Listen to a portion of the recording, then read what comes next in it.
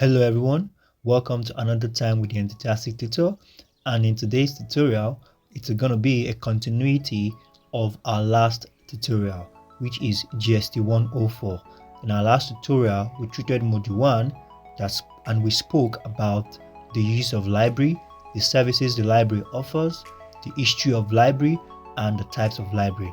Now this is module 2, which will be talking about information source, literature review, databases, context, and open educational resource. With this being said, let's hop right into it. Module 2, Unit 1. We have introduction. Information is important to all activities, to all human activities.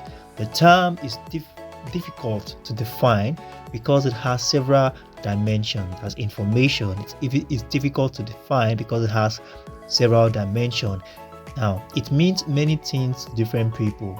According to dictionary.com, information is knowledge communicated or received concerning a fact or circumstance. Oxford Dictionary defines information as facts provided or learned about something or someone. It's a different definition from different authors and different point of view. It further defines information as data processed, stored, and transmitted by a computer. Now, information is being generated and transmitted by individuals on daily basis.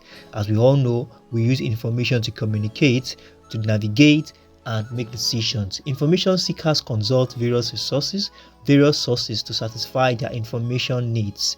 That's very true. We consult different and various sources to satisfy our information needs. There are basically three sources of information, namely the primary, the secondary, and the tertiary sources of information. The choices of the source to consult depend on the type of information we are looking for. Now, in this unit, we will learn about the sources of the library, which are basically classified into three, which are primary sources of information, secondary sources of information, and tertiary sources of information. Now, these are the categories, these are the types of resources you can get from the library.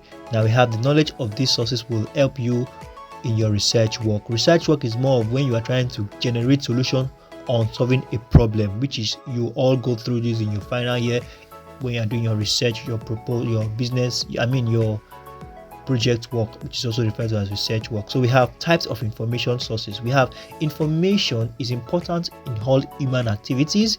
The term is difficult to define, as we have learned before. According to this dictionary.com, which we have done that before, information is being generated and transmitted by individual on daily basis, which we have learned before, and we have go straight to the point. Now there are basically three sources of information, namely the primary. Let's not forget that there are primarily, secondary, and tertiary sources of information. Choices of information to consult depend on the types of information we sought. Very good. Now we have the first source of information, which is primary sources of information. We have primary sources are original materials on which other sources of information are based. This is the main source. This is the basic source. This is the foundational source. They report a discovery or share a new information. A first-hand account and information to events are presented in primary sources. Did we get that state? Primary sources has to do with first-hand account and information of events. Information is presented in its original form. Primary sources can be defined as the definition of information in its original, in its very first form, undiluted, untamed, undistributed form. We have it's void of various interpretation. There are no interpretation to it yet, or evaluation by various authors. Usually, research outcome and results from original research work falls under this category. As we have said earlier, your research work has to be formed on this category. You make your findings and you draw your conclusions from primary sources of information. Primary sources are usually the first formal appearance of results, either in print or electronic format. Examples of primary sources of information are diaries, letters, print speeches, patents, photographs, newspaper articles, journal articles, theses, and dissertations, survey research, proceedings or meetings, conference, and symposiums.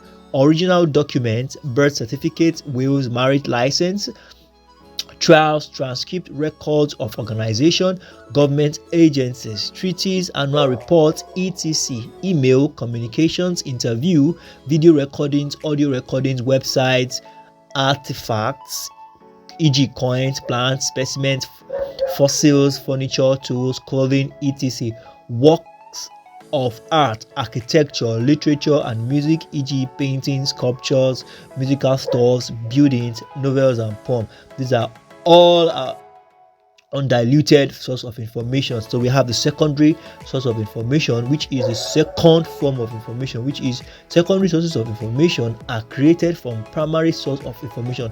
Now this is extracted from the primary source of information.